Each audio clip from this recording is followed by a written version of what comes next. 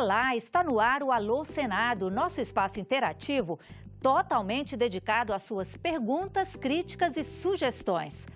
Hoje a gente conversa sobre a fiscalização das contas municipais, as leis penais brasileiras, os direitos das pessoas com deficiência que cumprem penas criminais, o atendimento a pacientes com câncer em Aracaju, as atribuições dos engenheiros florestais e as obras de saneamento básico na cidade baiana de Paulo Afonso. No Passeata Eletrônica, a senadora Fátima Bezerra fala sobre o valor das redes sociais numa democracia. O Alô Senado começa agora. O programa de hoje começa falando da gestão dos municípios e como fiscalizar o uso do dinheiro público. O Marcos mora no povoado de Seriema, que fica na cidade de Tutóia, no Maranhão. Ele sugere a criação de uma lei que possa garantir a fiscalização do uso do dinheiro público nos municípios. Os senadores concordam com a ideia? Como essa fiscalização é feita hoje? Para responder a mensagem do Marcos, o Alô Senado convocou o senador Eumano Ferrer. A lei já existe hoje, tanto a Câmara Municipal, que compete fazer a fiscalização, o acompanhamento, sobretudo da gestão do município, existem os tribunais de contas dos estados, sendo que em alguns estados há um tribunal específico de contas dos municípios. Isso é importante, são instrumentos legais previstos nas constituições federal e estaduais, na lei orgânica dos municípios. Agora, nós temos que realmente buscar, que já existe trabalho nesse sentido, é o controle social, é a própria sociedade. Eu vejo um bairro, uma vila, está sendo executada uma obra, então a própria sociedade, os usuários daquela obra deveriam ter, através de suas associações, de seus conselhos de bairro, também ajudando essas instituições legais, constitucionais, que por força da composição do Estado já fazem isso. Então é interessante, nós temos que ter esse controle cada vez mais presente, no sentido de que tenhamos uma eficiência, uma eficácia maior na aplicação dos recursos públicos. Procede a observação, a pergunta dele, e eu parabenizo. Tutóia fica perto de Parnaí, uma cidade lá do Piauí. O Estatuto da Pessoa com Deficiência foi tema de uma audiência pública interativa realizada pela Comissão de Direitos Humanos. E como você já sabe, basta estar na frente de um computador para acompanhar as audiências do Senado pelo portal E-Cidadania. O Nilson Vander da Fonseca estava ligado nesse debate e chamou atenção para uma parcela da população que não está contemplada pelo Estatuto. Trata-se das pessoas com deficiência e que estão na prisão. O Nilson lembra ainda que os direitos desses portadores de deficiência também não estão previstos na Lei de Execução Penal. Ele pergunta aos senadores: seria possível alterar o Estatuto da Pessoa com Deficiência para incluir esses cidadãos? Com a palavra, o senador Paulo Paim. Nilton, eu sou autor do Estatuto da Pessoa com Deficiência. Tivemos grandes relatores, foram 4 que me ajudaram muito nessa construção. Fizemos mais de 15 mil reuniões pelo país todo, até construir a proposta. Claro, nunca fica perfeito, mas se você entende que tem que haver alguma alteração, o Estatuto pode ser alterado, isso não há problema nenhum. Eu pediria a você que me mandasse a sua proposta, pelo mesmo endereço que você fez a pergunta. Eles vão entregar para mim, eu vou encaminhar para o corpo técnico aqui do Senado, e se acharmos que há fundamento, e pelo que eu percebo há, eu poderei apresentar o projeto, e citando inclusive a fonte de origem que foi você. O Antônio Henrique da Silva, que mora na capital do Acre, Rio Branco, quer dar um basta na impunidade. Ele gostaria que o Brasil tivesse leis mais fortes para punir quem mata em assaltos e arrastões. Ele escreveu ao Alô Senado via WhatsApp para perguntar o que o Senado pode fazer para diminuir a impunidade e a criminalidade. Quem responde à mensagem do Antônio é o senador Telmário Mota. Então, Antônio é lá do Acre, né? Pois é, Antônio, deixa eu te falar uma coisa para você. Às vezes, você impor uma lei mais forte por arrastões, assalto, etc., talvez não resolva a solução.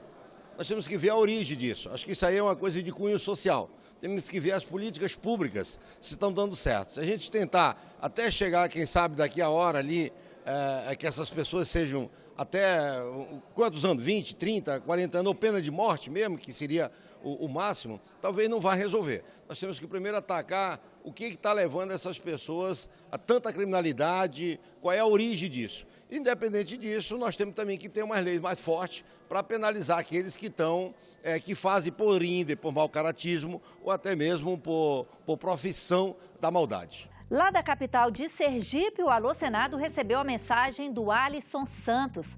Ele conta que trabalha perto do Hospital de Cirurgia em Aracaju e presencia com muita frequência pacientes com câncer voltando para casa sem atendimento, porque a máquina de radioterapia está quebrada. O Alisson pergunta aos senadores de Sergipe que políticas o Senado tem desenvolvido para ajudar as pessoas com câncer. Alisson, o Alô Senado levou a sua pergunta para o senador Eduardo Amorim. No caso específico de Aracaju, nós já colocamos, por exemplo, a bancada de Sergipe, 6 emendas para a construção do Hospital do Câncer. Lá nesse caso foi que realmente o governo do estado não fez. Tem dinheiro na conta há quase 6 anos e o governo não construiu absolutamente nada, o que é triste. Convivemos com um aparelho de radioterapia do século passado e a gente sabe que o aparelho de radioterapia hoje não é algo extremamente difícil, é muito fácil. Não faz porque não quer, lamentavelmente. É deprimente isso.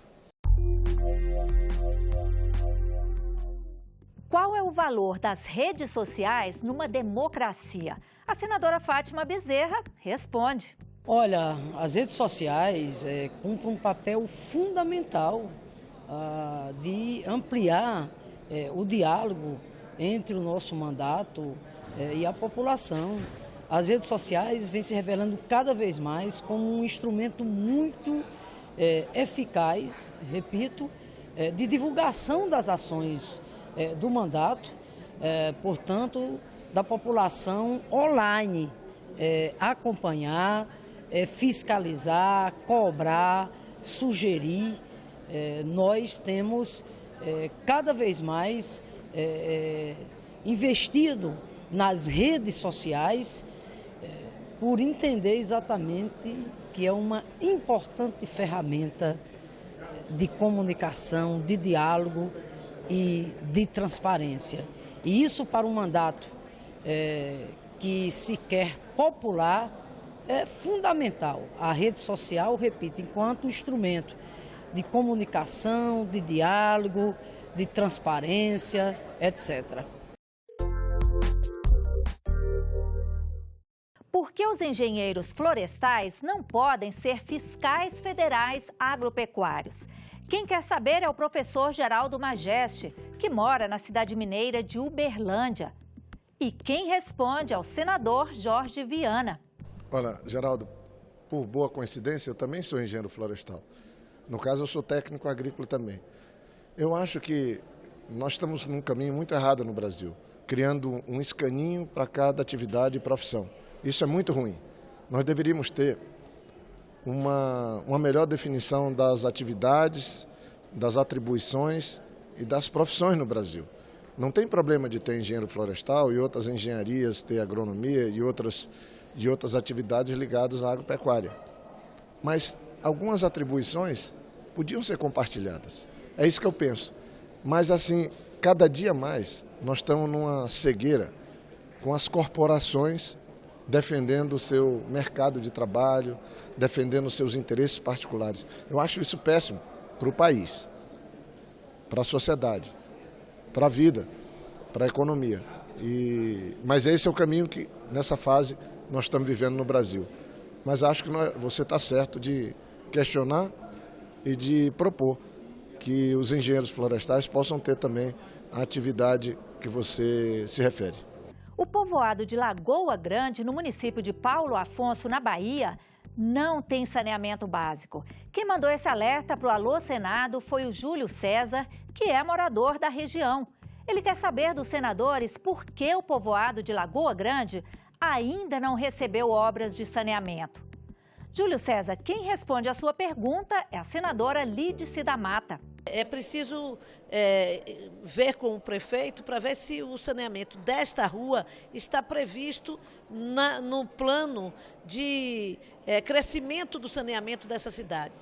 É uma cidade muito importante para o estado da Bahia, para o Nordeste inteiro, e eu desejo e me coloco à disposição para que a gente possa verificar também no governo do estado, na Embasa, quais as dificuldades de viabilizar o saneamento aí da sua localidade.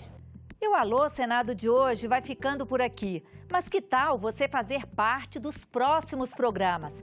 Basta escolher um dos nossos canais de comunicação e mandar uma mensagem para a gente.